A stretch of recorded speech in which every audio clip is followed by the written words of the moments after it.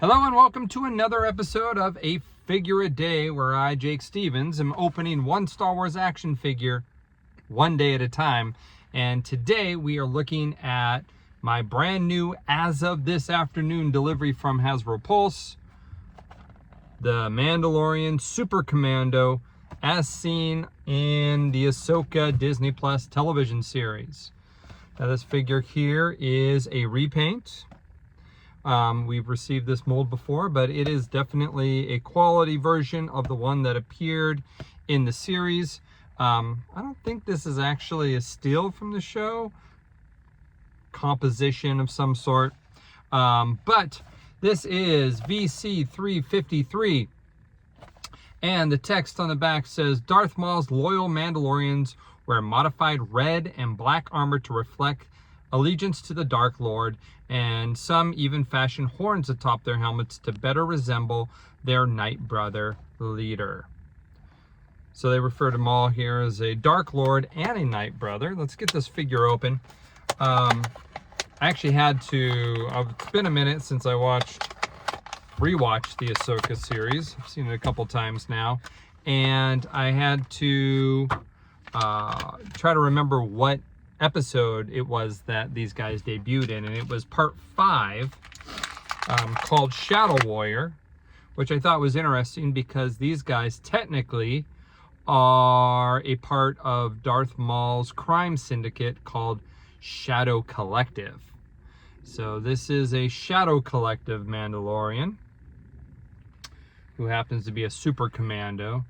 I'm curious on what makes someone a super commando as opposed to a normal commando, as opposed to a Mandalorian. That is my question for the day.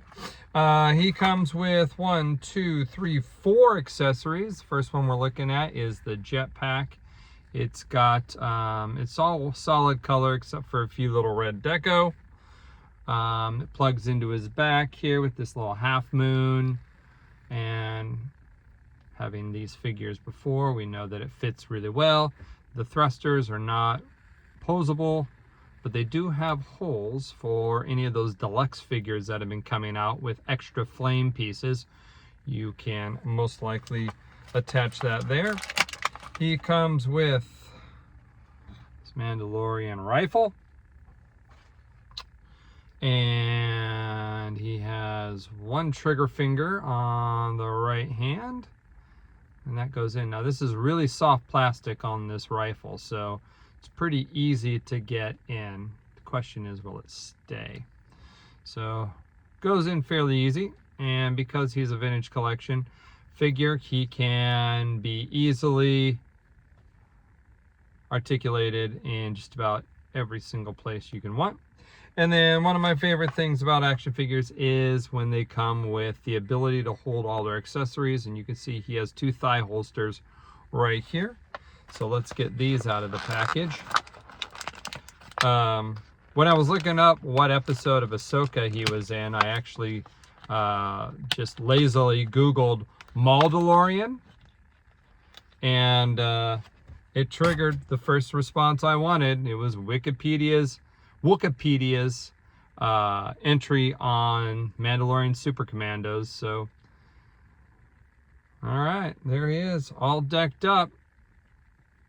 Mandalorian Super Commando from the flashback in Ahsoka. Well, kind of a flashback. It was her between the worlds past reflections with this from the Siege of Mandalore, where these guys were fighting with Maul against Ahsoka when she was younger.